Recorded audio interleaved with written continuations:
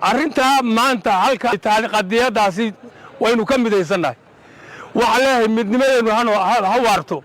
midnimada Gadabuursi ha waarto dadku maaha kii shalay iyaga la isku diri jiray la kala dabari jiray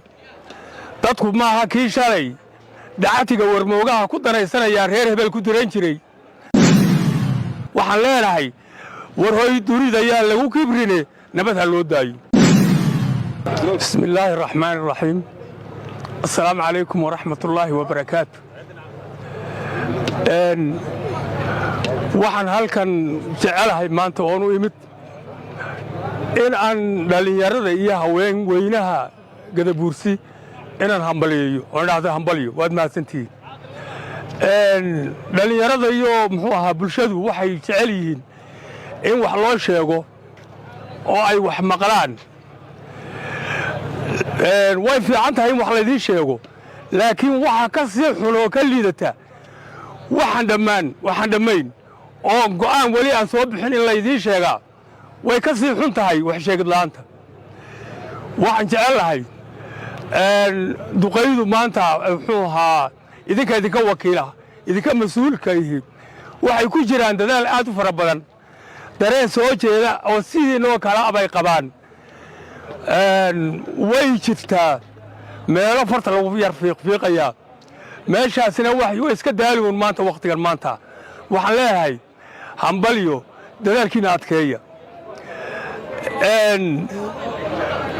tamaniye warmoogaha aragtida ka diimoon andardaaran siiye dadku maaha kii shalay iyaga la isku diri jiray la kala dabari jiray dadku maaha kii shalay dacatiga warmoogaha ku danaysanaya reer hebel ku diran jiray dadku maaha kii shalay bakhayl damac yaqaanaay marka uu dan leeyahay daasadaha u tumi jiray dadku maaha kii shalay dabar iyo hogaaniyeenta dacayga lagu xidho rarka loogu dari jiray een daalay odhan jirin waxaan idin leenahay dhalinyaro waad mahadsantihiin insha allahu tacaala duqaydu way dadaalayaan waxgaradku wuu dadaalayaa arrintaa maanta halka ay taariikhdaasi waynu ka midaysannahay waxaan leeyahay midnimadeenu ha waarto midnimada Gadabuursi ha waarto Somaliland baan nahay Somalilandna jiritaankeegu ha waaro innaguna waxaan leeyahay qof kasta oo meesha aad joogto dhaguhu ha ku furnaadaan indhuhu ha ku furnaadaan diyaar garowgaagana nin walba halkiisa ha ka diyaar garoobo